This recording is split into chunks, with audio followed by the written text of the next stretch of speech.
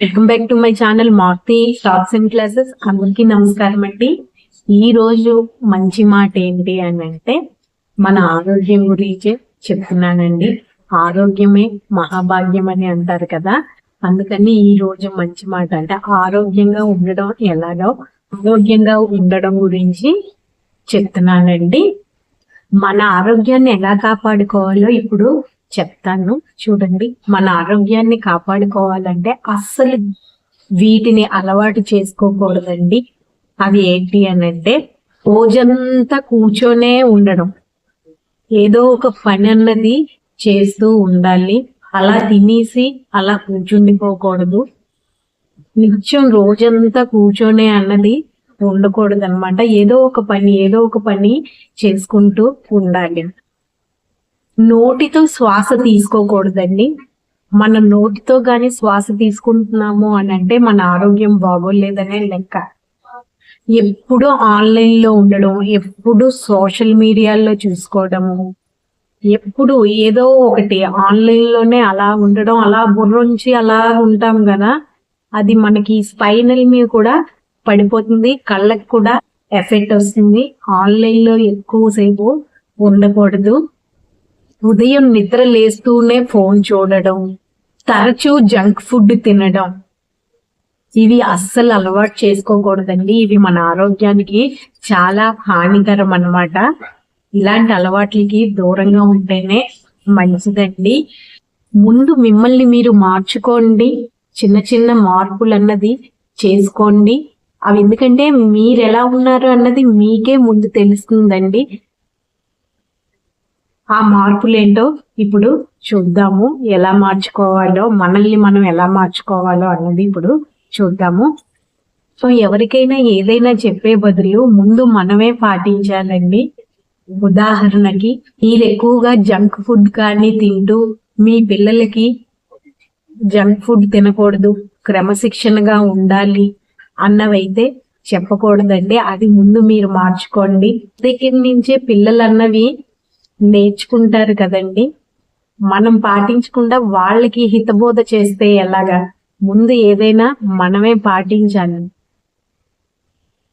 మనం చెప్తే వినరు కానీ మనం చేసేవి మట్టుకు పిల్లల మెదడులో బాగా ఉండిపోతాయని, మనం చేసే చర్యలన్నీ పిల్లలు బాగా గమనిస్తారనమాట. అవైతే ఉండిపోతాయి అన్నమాట. మీరు క్రమశిక్షణ లేకుండా బద్ధకంగా ఉండి మీ పిల్లలకి ఏవైనా చెయ్యండి అని చెప్తే వాళ్ళు అసలు ఖాతరు చేయండి, వినరనమాట. ఇందాకలే చెప్పాను, వారు అనుసరించేది మీ సలహాలు కాదు మీ చర్యల్ని అని. అందుకే ముందు మిమ్మల్ని మీరు మార్చుకోండి. సవాళ్ళు లేకుండా అయితే జీవితం అన్నది ఉండదండి. మీరు ఎదిగే కొద్దీ వాటి రూపం, తీవ్రత మారుతూ ఉంటాయి అంతే. మీకు నిరంతరం ఒకే రకమైన సవాళ్లు ఎదురవుతున్నాయి అని అంటే ఆ అంశంలో లేదా ఆ రంగంలో మీరు మెరుగుపడాల్సిన అవసరము ఉందని గ్రహించండి, గుర్తించండి. పరిష్కారం లేని సమస్య అంటూ ఉండదండి. మీకు ఒకవేళ ఆ సమస్య యొక్క పరిష్కార మార్గం గాని కనబడకపోతే ఆ సమస్యని మరో కోణంలో చూడండి. అప్పుడు తప్పకుండా పరిష్కార మార్గం అన్నది కనబడుతుంది. లేదా ఆ సమస్యను అర్థం చేసుకునే విధానాన్ని మార్చుకోండి. కొన్నిటిని పట్టించుకోకపోవడమే మంచిదండి.